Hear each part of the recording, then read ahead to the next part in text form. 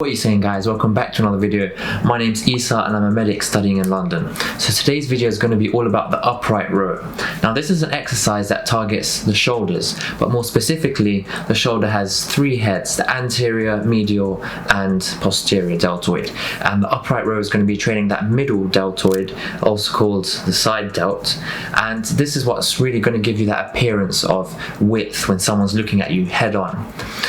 This exercise can also target the traps, but that's if you raise it to a bit of a higher angle, but we'll come to that later on. So the upright row is a controversial exercise. All the old school bodybuilders used to do them, and then you had a new wave of people on YouTube, Instagram saying don't do this exercise, it can injure your shoulders and you're going to regret it later on.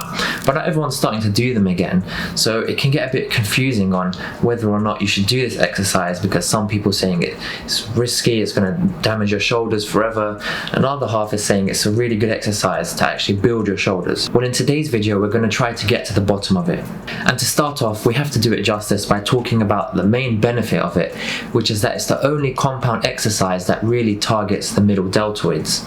And we know that compounds are really good. Other compounds include benches, squats, overhead press, stuff like that, but we know that compound exercises are really good because it's a more functional movement. It allows you to overload it with more weight, and also you get to use some accessory muscles, so you're training a bit of a whole body, more holistic workout.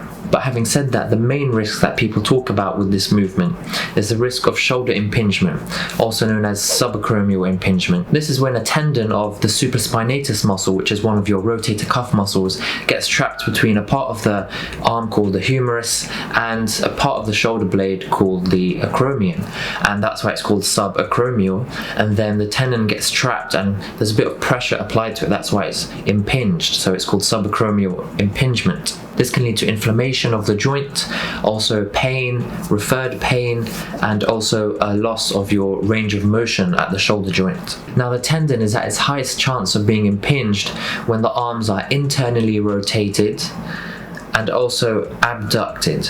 So when you combine these two movements, that's the highest chance of it being trapped. And that's why you have people saying to avoid the upright row, because in the upright row, as you raise to the top, you get both abduction of the shoulder and also internal rotation of the arm, which can potentially lead to impingement. But luckily there have been some studies done which show three main fixes you can do to the upright row to reduce the chance of injury, and we're going to go through those in just a second. But it's also important to remember that not everybody is built the same, and so if you're still feeling pain after you've implemented these fixes, it may be best to leave this exercise and switch to another exercise. Now the first study was by Dr. Brad Schoenfeld and his team, which showed that the highest risk of injury is when the elbows are 70 to 120 degrees compared to the shoulder joint. And they recommend that if we're trying to reduce the risk of this injury, that we should stop at around 90 degrees, or in other words, at shoulder height. Not only is this safer, but it also means that the traps don't have to get involved as much, and so the shoulder is doing more of the work. The study did recommend that if you are still having pain, even when you're stopping at 90 degrees, or if you do have a history of shoulder impingement, that you should stop and use a smaller angle. So don't go as high as the shoulder, but go to a height that's comfortable for you and where you don't feel any pain.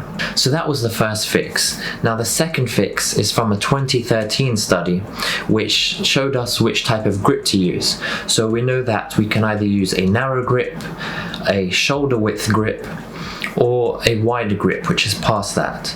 The study found that using the widest grip resulted in what we call the highest EMG activation of the shoulder, which basically means the shoulder was most fully activated when we were using a wide grip compared to a shoulder or narrow grip. This also means that our arms will be internally rotated to a lesser extent, and so a reduced risk of injury. And finally, a study by Colbert et al. Shows us another way that we can reduce the risk. It found that the participants participants in the study that strengthened their external rotator muscles had a reduced chance of shoulder injury, and so the authors recommended that if you are trying to reduce the risk of injury, that you should incorporate some muscle strengthening exercises that target the external rotators. Now, I'll have a video coming out on how you can do this, but it involves exercises like the cable, external rotation, and also face pulls, and a few others that I'll talk about in that video. But essentially the way it works is that when we train these rotator cuff muscles, then they allow a bit of space to be created within the shoulder joint, and so reduce the chance of the tendon being trapped or impinged by the two bones. Other than these three fixes to reduce your chance of injury, there's also a couple things I wanted to mention on how to actually execute the upright row correctly.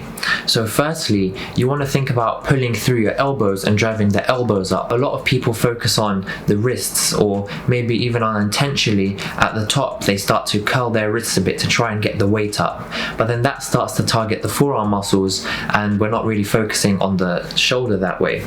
So just something to bear in mind. And the second thing is that you need to try to keep the bar close to your body.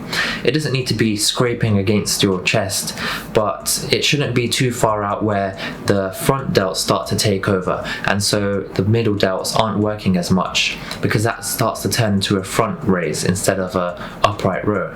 So if you incorporate all the tips that we spoke about, you should be minimizing your risk of shoulder impingement. Now, to summarize, in order to answer the question, are upright rows safe? The answer is yes and no. Because I mentioned earlier, and everyone's built a bit differently, if you do feel any pain after incorporating these tips, then it's probably best to just avoid the exercise altogether and focus on something else like the lateral raise or the cable lateral raise. But otherwise, if you're not in any pain and you're taking all of these precautions that we spoke about, then the upright row is a perfectly safe exercise and quite an effective one, as we can overload it as it is a compound movement. If you learned something new or enjoyed the video, please don't forget to leave a like, subscribe if you're new, and hit the notification bell for more fitness videos with a scientific approach. But having said that, work hard but work smart, and I'll see you in the next video.